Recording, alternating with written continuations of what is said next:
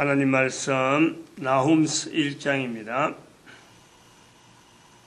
1장 1절에서 끝절까지 말씀 교독합니다. 1절 말씀 제가 먼저 받들어 봉독드립니다. 니느웨에 대한 중한 경고 곧 엘고스 사람 나홈의 묵시의 글이라.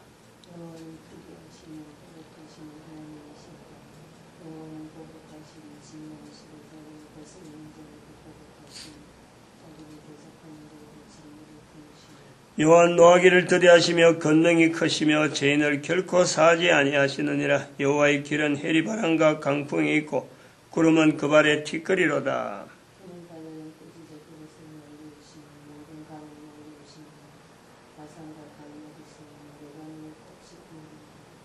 나훔스가 많지는 않습니다. 3장밖에 되지 않고 미가스보다도 절반 정도밖에 안 되는데 이 묵시라고 하는 이 표현, 미가스도 묵시고 나훔스도 묵시고 또 뒤에 또 몇 가지 나오는 이 소선지서의 묵시라는 이 표현이 많이 나와요. 나훔스의 1장에 1절, 2절, 3절, 4절 이 4절이 사실은 오늘 우리가 1장에서 늘 지금 머물고 있는 15절에 있는 말씀이 연결되어 있어요. 아름다운 소식을 보하고 화평을 전한 자의 발이 산 위에 있도다 하는 이 내용이 결국은 1장 2절 3절에 여기 있고 또 니느웨에 대한 중한 경고라 하는 이런 표현들, 이것을 묵시라고 하는 입장에서 보지 않으면은 지금 현재 우리가 알고 있는 개념 자체가 일반적으로 성경을 읽고 지금까지 제가 설교를 그래 들었으니까 나도 지금까지 그래 설교를 해왔고 이스라엘의 적에 대한 표현 이렇게만 보는 거죠. 니느웨도 이스라엘 적이다. 그러니까 첫 번째는 용서했지만 두 번째는 용서 안 한다. 이런 개념으로 보고 있는 이 내용이요 완전히 180도로 달라지는 거예요. 지금 여기 15절에 있는 내용 자체를 아름다운 소식을 보하고 화평을 전한 자의 발이 산 위에 있도다 하는 이 부분을 분명하게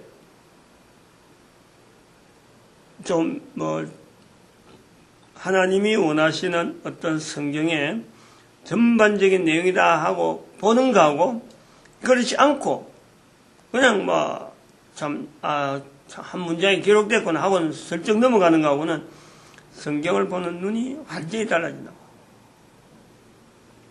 그렇지, 그 중에 이제 우리가 지금 직접적으로 우리 민족의 현재 상황과 더불어서 수천 년, 적어도 2000년간의 어떤 우리 한반도의 선조들이라고 하는 그 수많은 나라들 또 그 많은 사람들의 걸어간 흔적들에 잘못 인식되어 있는 우리 민족 전체가 이게 지금 잘못 인식하고 있는 이 내용이 아주 중요한 지금 변수가 있다는 거예요. 그리고 그 변수를 뛰어넘으면은 창세기 10장에 있는 욕단의 어떤 움직임, 그걸 우리가 다시 한번 민족 전체가 바라볼 수 있는 거예요. 그러니까 이게 아주 중요하다 이거지. 고대 역사 기록 자체가 고대 역사에 대한 내용, 기록 자체를 별도로 하고라도 고대 역사에 대한 내용을 우리는 알려고 애를 쓰면 쓸수록 난감한 거예요. 대부분이 그래요. 어려운 거예요. 몰랐을 적에는 기록이 있어도 몰랐을 적에는 전설, 신화, 전해오는 말들 이걸 통해서 그 당시 백성들이 굳어지는 거죠. 요래 왔다더라. 전해오는 말이 이렇다더라. 그럼 전해오는 말이 있기 때문에 그는 분명하다. 그렇게 해서 우리 민족이 그러한 전해오는 말에 모든 사람들이 입을 맞추어서 귀를 맞추고 생각을 맞추고 그래 온 거예요. 우리 선조들이 그래 왔구나 하는 거예요. 근데 그 기록이 좀 나타나면은 기록에 의한 것을 더 중요시하는 거예요.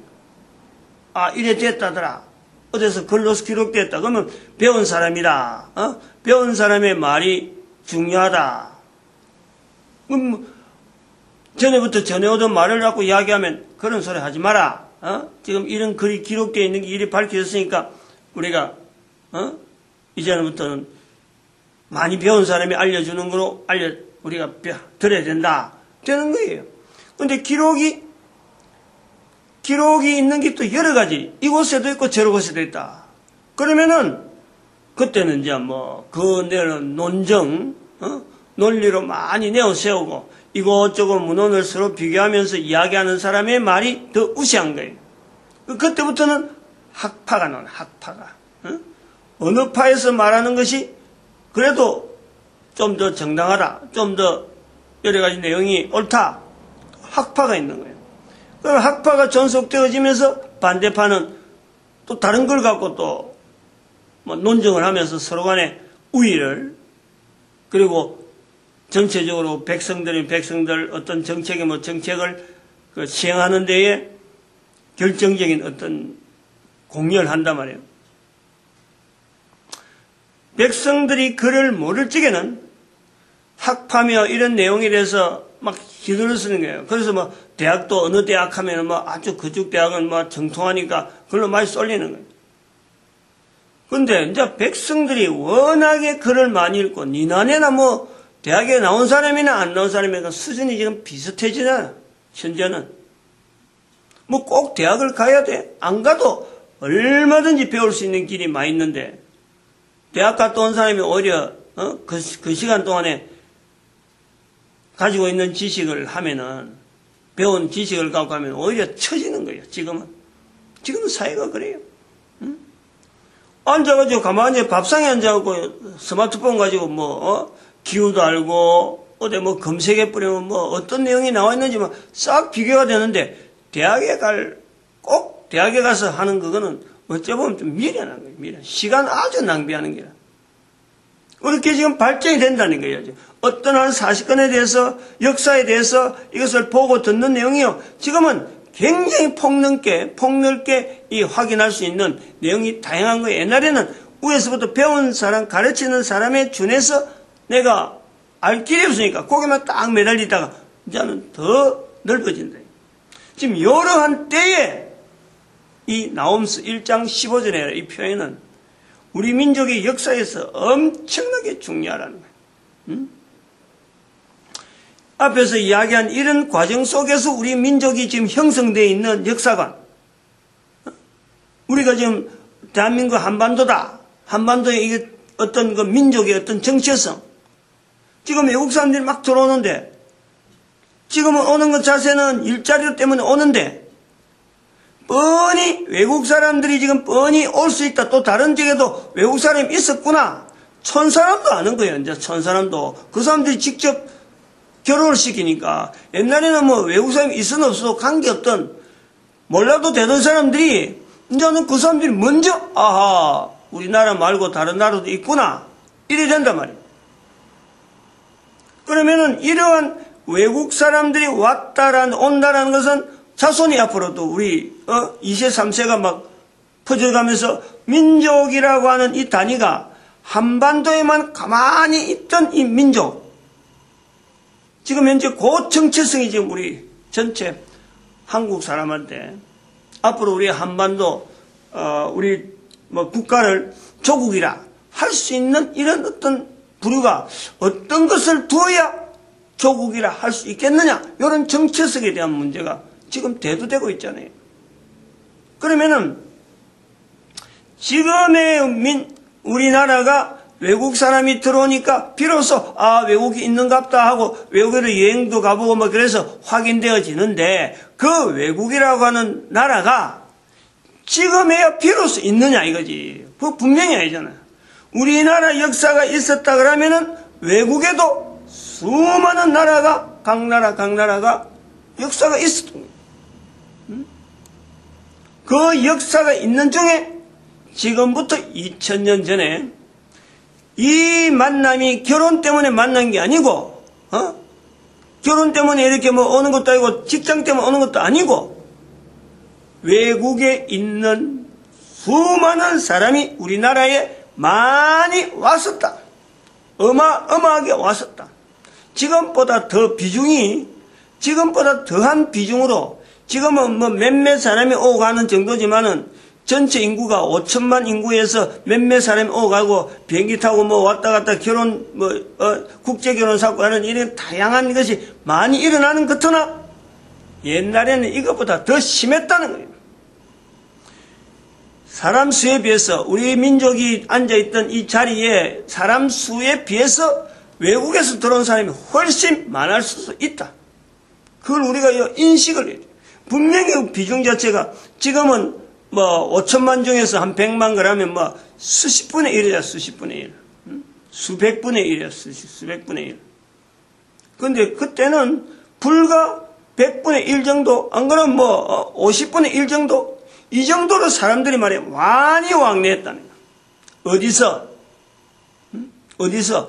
북쪽에서부터 내려올 수도 있고, 걸어서 내려올 수도 있고, 북방견에서 돌거리라든지 흉노족이라든지 우리가 하는 이 흉노족 하는 이런 내용이요. 우리가 흉노라 하는 거하고 실제로 그 사람들이 흉노 내서 하는 거하고는 달라요. 어마어마하게 달라요. 흉노라고 부르는 것도 한나라에서 볼 때 흉노지. 중국의 한나라가 볼 때 흉노지. 이게 바로 당군의 단 할아버지의 어떤 분명한 그 후손들인지 모른다니까. 지금 안 돼 있다니까. 그리고 밑에 쪽으로는 위에서는 그래 내려왔다. 밑에는 어디냐? 낙동강배, 낙동강. 해로. 수로 쪽으로 해서 분명히 형성되어 있는 이 교통.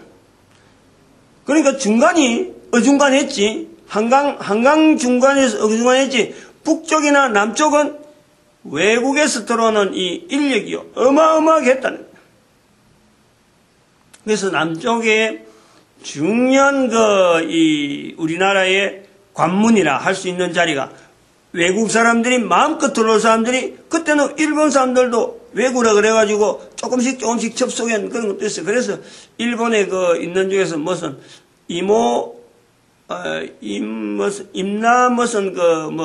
자기들이 가야를 점령했다. 이런 일본 사람들 원래 역사 왜곡을 아주 전문을 하니까. 그래갖고 그걸 자기들이 막 그동안 주장하다가 임나무라고 하는 거죠. 이거 지배하는 그런 일본이 지배한 시대가 있었다. 이래 돼갖고 자기들이 주장하다가 역사학자들이 그거 아니다 하고는 지금 분명한 것도 반론을 제기한 그런 것도 있는 거예요. 그 국가 간에 서로 간에 역사 자료가 막 이렇게 저렇게 해석하면서 이제 그런까지 한다니까. 지금 독도 저 정도는 아무것도 아니에요. 그 사건은. 그러면은 여기에 김해 지역을 해서 들어오는 이 엄청난 물물교환 그 시대 그게 AD 1세기경에 AD 1세기에 있었던 가야라고 하는 그렇게 김소로 왕으로 해서 대가야라고 부르던 처음엔 대가야가 이제 그쪽에 있었고 나중에는 그 금강가야라 이래 부르기로 봉가야다 봉가야. 대가야는 저쪽 고령 쪽이 이제 나중에 대가야가 나왔고 본가야 봉가야 금강가야 이렇게 부르던 그 무리들이 있었던 거예요. 근데 그때의 기록을 보면은 김수로 왕이 왕이 되기 전에 나타나기 전에 42년경이래. 42년경 김해 지역에 있는 구지봉이라는 데서 구지봉 지금 있는가 봐요. 그 지역에서 사람이 200명 내지 300명 되는 이런 사람들이 모여서 말도 안 통하는데 그 많은 사람들이 모여 있는데 이제 그 지역의 사람들이 한국 사람들이 그 지역에 있던 토착민들이 가서 그들이 말하는 말을 들은 적 구지가를 불러라. 구지가를 부르면은 나라가 구원을 받는다. 이렇게 들은 거예요. 그런 내용이 기록이 남아있어. 뭐 내가 지낸 게 아니라 나도 그 기록을 보고 지금 이야기하는 거 아니에요. 그러면 200~300명 지금 이야기 나오니까 기록이 남아있는 200~300명이 모여서 산에 봉우리에 모여서 우르르 하는데 무슨 소리인지도 모르겠는데 구지가를 부르면은 너희들이 구원받는다. 이렇게 되어 있단 말이에요. 그런 거를 전해오는 말, 구지가라는 말, 구지가를 불러라. 그러면 그래서 이름을 지금 구지봉이라고 부르고 있는 그 지명이 남아있는데 그 구자가 구미할 때 구자예요. 구미할 때. 우리 구미할 때 구자가 거북이 구자를 쓰는데 그래서 그 구지가의 구자가 구미할 때 구자라. 우리가 지금 아주 굉장히 관계가 있어요. 구미잖아. 거북이 끝이란 말이야. 구지가에서 끝이라는 거예요. 지금 여기. 일종의 그런 개념이 있어요. 구미라는 내용이. 뭐 거북이 끝, 뭐 때문에 거북이 끝이냐. 상당히 이거는 뜬구름 없는 지금 지명이잖아, 구미가. 그런데 금해에서 불렀던 구지가의 끝부분이다. 이래 보면은 영향이 그 당시에 있던 사람들이 어디까지를 자기들이 어떤 그 집에 어떤 영향권 이걸 두는지 알 수 있는 거예요. 그래서 저기 예천인가 그거 가면요. 지금 요 가까운 예천 같은 데 가면은 그 흔적이 남아있대요, 지금도. 우리가 구미하고 연결은 안 했는데 내 혼자 이제 구미 있으니까 한번 구미라는 글씨도 써보면서 이래저래 도대체 왜 나는 왜 구미를 했는가 이건 늘 고민이었는데 그것을 구지가라 하는 거 구지봉하고 하니까 내가 혼자서 그래 생각한다는 거지. 어느 정도 영향을 미쳤을까. 어마어마한 영향을 이 사람들이 오고 갔다. 서로 간에 교류한 지역이 아마 구미 지역 근처까지 자기들이 오지 않았을까. 그래서 워낙 머니까 구미라고 하지 않았을까 하는 생각을 하는 거예요. 그래서 그 내용을 이야기할 때 본가야라고 한단 말이에요. 금강가야, 본가야 이래거든요. 그러면 그 약자가 뭐냐? 약자가 가야 할 때 약자. 각자는 사람 인변에 추가할 추자로 해갖고 가가 되는 거예요. 사람 인변에 추가. 사람이 많아진 거예요. 사람이 많아진다 이런 뜻이 되는 거예요. 없을 때는 그냥 사람 인변이 없으면 그냥 가자라. 추가할 때 할 때 많아지는 거예요. 가요. 그래서 이 가야란 뜻이 약자가 뭐냐? 우리가 쓰고 있는 예수 그리스도라 하는 이 말이요. 한자로 쓰면 야서예요. 야서. 그 가야 할 때 가야하고 예수 그리스도할 때 그 야소할 때하고 같은 거예요. 옛날에 우리가 야소교를 그래. 야소교. 예수교를 야소교라 그랬다니까. 그럼 봐봐요. 이름에 분명히 연결되잖아요.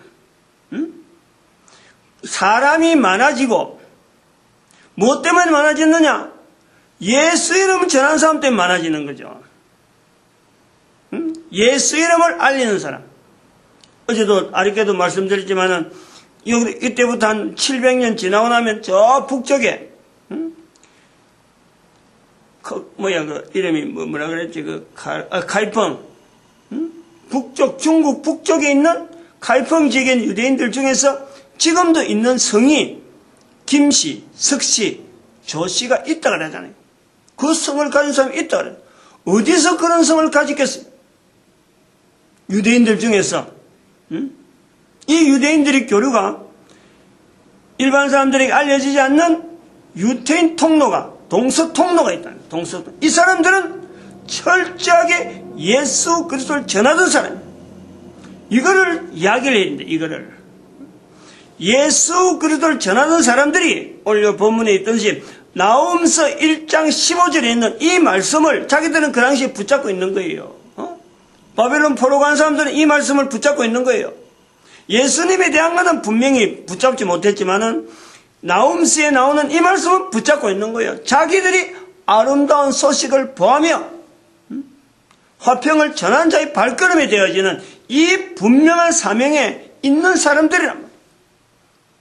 이 사람들이 인도로 내려갔다가 중국에 보주라는 마을에 연결되어지는 그곳에 정착하고 어느 정도 활동을 하고 있는데 중인도에서부터 도마 소식을 들은 유대인들이 전하는 그 소식을 통해서 드디어 자기들에게 복음이 메시아가 온 것이 확실히 되니까 이것을 더 동쪽으로 하면서 대한민국까지 오게 된 그 연대가 그게 바로 AD 1세기로 들어가는 거예요. 42년.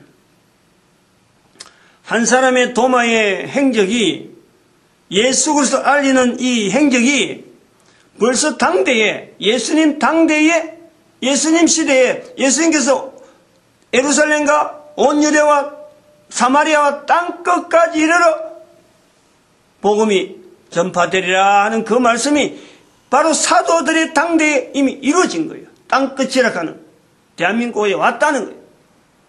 대한민국에. 그래서 이 유대인들의 통로를 통해서 한반도에 들어와서 대한민국에 가야라는 이름이 형성되어지는 엄청난 사건인 거예요. 그걸 해석할 수 있는 가야라는 이름과 더불어서 바로 여기에 우리나라의 1세기 때에 복음이 들어왔다는 내용을 이야기할 수 있는 이 근거가 바로 이 본문이라는 거예요.